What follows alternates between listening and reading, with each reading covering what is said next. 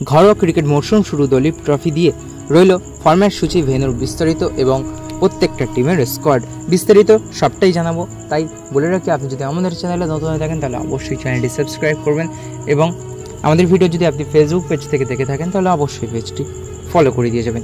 আসুন জেনে নেওয়া যাক বিস্তারিত।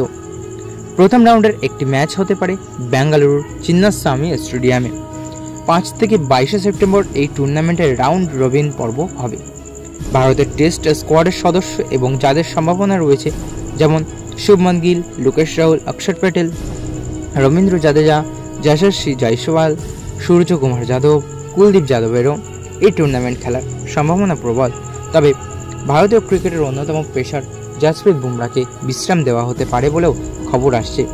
ভারতীয় ক্রিকেট টিমের সাপ্লাই লাইন ঘরোয়া ক্রিকেট, বয়সভিত্তিক স্তরে নানা টুর্নামেন্ট রয়েছে, তেমনই সিনিয়র দলের জন্যও Duleep trophy, Ranji trophy, Vijay Hazare one day trophy, Syed Mushtaq Ali trophy, Irani trophy সব ফরম্যাটের জন্যই ভিন্ন টুর্নামেন্ট।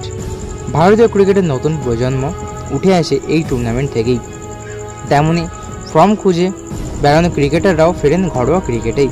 এবার ভারতের ঘরোয়া ক্রিকেট মরশুম শুরু হতে চলেছে দলীপ ট্রফি দিয়ে। হঠাৎ কেন এত আলোচনায় দলীপ ট্রফি? বিরাট রোহিতের মতো তারকা ক্রিকেটারদেরও নামতে দেখা যেতে পারে এই দলীপ ট্রফিতে, সেই কারণেই এত চর্চা। যদিও প্রথম রাউন্ডের ম্যাচে এই দুজন নেই। কবে থেকে ম্যাচ, ভেন্যু বিস্তারিত রইল। ঘরের মাঠে বাংলাদেশের বিরুদ্ধে 2 ম্যাচের টেস্ট সিরিজ রয়েছে ভারতের।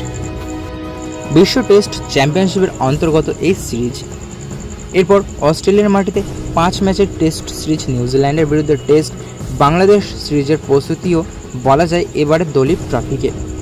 সাধারণত ঘরের মাঠে সিরিজের আগে এই টুর্নামেন্টে অনেক ক্রিকেটারদের পারফরমেন্স দেখে নেওয়া নয়, তাদের ম্যাচ প্র্যাকটিসের সুযোগ করে দেওয়া হয়। জোন অনুযায়ী 6টি দল বেছে নেওয়া হয়। লাল বলের টুর্নামেন্ট টেস্টের প্রস্তুতির জন্য আদর্শ। গত মরশুমে হনুমা বিহারির নেতৃত্বাধীন সাউথ জোন চ্যাম্পিয়ন হয়েছিল। ফাইনালে তারা হারিয়েছিল ওয়েস্ট জোনকে। এবার অবশ্য ফরম্যাটে একটু বদল হয়েছে। জোনাল নয়, বরং 4 দলের টুর্নামেন্ট হবে। ইন্ডিয়া এ, বি, সি, ডি। অজিত আগারকারকে নেতৃত্বাধীন বোর্ডের সিনিয়র দল নির্বাচন কমিটি এই টুর্নামেন্টের স্কোয়াড বেছে নিতে চলেছে। রাউন্ড রবিন ফরম্যাটে হবে টুর্নামেন্ট। শীর্ষে থাকা 2 দল ফাইনালে খেলবে। এবারে দলীপ ট্রফি হবে 2টি ভেন্যুতে। অন্ধ্রপ্রদেশের অনন্তপুর ক্রিকেট গ্রাউন্ডে প্রথম রাউন্ডের একটি ম্যাচ হতে পারে বেঙ্গালুরুর চিন্নাস্বামী স্টেডিয়ামেও। 5 থেকে 22 সেপ্টেম্বর এই টুর্নামেন্টের রাউন্ড রবিন পর্ব হবে। ভারতের টেস্ট স্কোয়াডের সদস্য এবং যাদের সম্ভাবনা রয়েছে যেমন শুভমান গিল, লোকেশ রাহুল, অক্ষর প্যাটেল, রবীন্দ্র জাদেজা, যশস্বী জয়সওয়াল, সূর্যকুমার যাদব, কুলদীপ যাদব এই টুর্নামেন্ট খেলতে চলেছে। দলীপ ট্রফির পূর্ণসূচি। সেপ্টেম্বর 5 থেকে 8 ইন্ডিয়া এ বনাম ইন্ডিয়া বি। সেপ্টেম্বর 5 থেকে 8 তারিখে আরও একটি ম্যাচ আছে, সেটি হলো ইন্ডিয়া সি বনাম ইন্ডিয়া ডি। সেপ্টেম্বর 12 থেকে 15 তারিখে একটি ম্যাচ আছে, ইন্ডিয়া এ বনাম ইন্ডিয়া ডি। সেপ্টেম্বর 12 থেকে 15তে আবারও একটি ম্যাচ আছে, ইন্ডিয়া বি বনাম ইন্ডিয়া সি। সেপ্টেম্বর 19 থেকে 22 2টি করে ম্যাচ রয়েছে, ইন্ডিয়া এ বনাম ইন্ডিয়া সি, ইন্ডিয়া বি বনাম ইন্ডিয়া ডি। এবার দেখে নেব যাক কোন টিমের কোন স্কোয়াড নিয়ে খেলতে নেমেছে, অর্থাৎ ইন্ডিয়া এ, ইন্ডিয়া বি, ইন্ডিয়া সি এবং ইন্ডিয়া ডি এর স্কোয়াড কোনটা, কারা কাদের ক্যাপ্টেন, সব কিছু আলোচনা করব, তাই না টেনে সম্পূর্ণ দেখুন।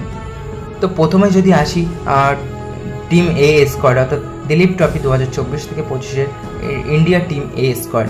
তো সেখানে শুভমান গিলকে ক্যাপ্টেনশিপ দেওয়া হয়েছে। শুভমান গিল এই টিমের নেতৃত্ব দেবেন। শুভমান গিলের সাথে ওপেনিং করতে চলেছেন ময়ঙ্ক আগরওয়াল।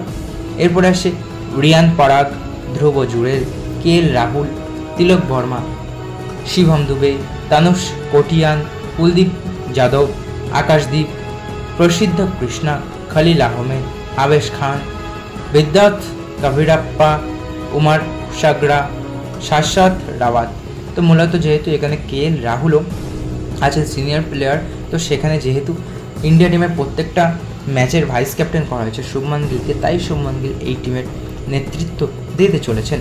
ওদিকে দিলীপ ট্রফি 2024 থেকে 2025 ইন্ডিয়া টিম বি স্কোয়াডের প্রথমে ক্যাপ্টেনশিপ করতে চলেছেন এ ঈশ্বরান, ইনি ক্যাপ্টেনশিপ করবেন। এনার সাথে ওপেনিংয়ের জুটি হতে চলেছেন যশস্বী জয়সওয়াল।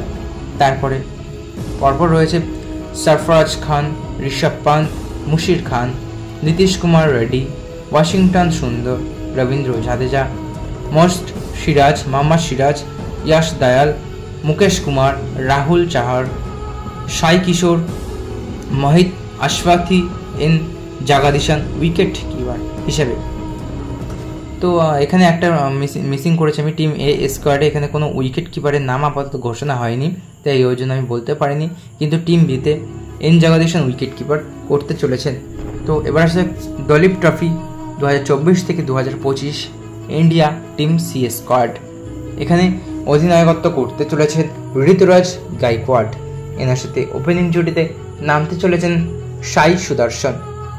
যথাক্রমে তার পরপর রয়েছে Rajat Patidar, Abhishek Porel as a wicket keeper, Suryakumar Yadav, B Indrajith, Hrithik Shokeen, Manav Suthar, Umran Malik, Vyshak Vijay Kumar, Anshul Kamboj, Himanshu Chauhan, Mayank Markande, Aryan Juyal as a wicket keeper, Sandeep Warrier. तो एखाने टीम सी स्कोयाडे मूलत दुटी उइकेट कीपर निये नामते चलेछे ऋतुराज गायकवाड़ेर नेतृत्वे दलीप ट्रफी टीम सी स्कोयाड। एरपरे दलीप ट्रफी 2024 থেকে 2025 टीम डी स्कोयाड इंडिया टीमेर डी स्कोयाडे রয়েছে। প্রথমেই ক্যাপ্টেনশিপ করতে চলেছে শ্রেয়াস আয়ার, তার সাথে ওপেনিং জুটিতে রয়েছে আথার্ভ টাইডে। এরপরে যথাক্রমে রয়েছেন ইয়াশ দুবে, দেবদূত Padikkal, Ishan Kishan as a wicket keeper, Ricky Bhui, Saransh Jain, Axar Patel, Arshdeep Singh, Aditya Thakare, Harshit Rana, Tushar Deshpande, Akash Sengupta, K S Bharat as a wicket keeper, Saurabh Kumar. তো মূলত এখানেও এই টিমটাও দুটি উইকেট কিপার নিয়ে নামতে চলেছে। লম্বা ছুটিতে রয়েছে ভারতের টিম।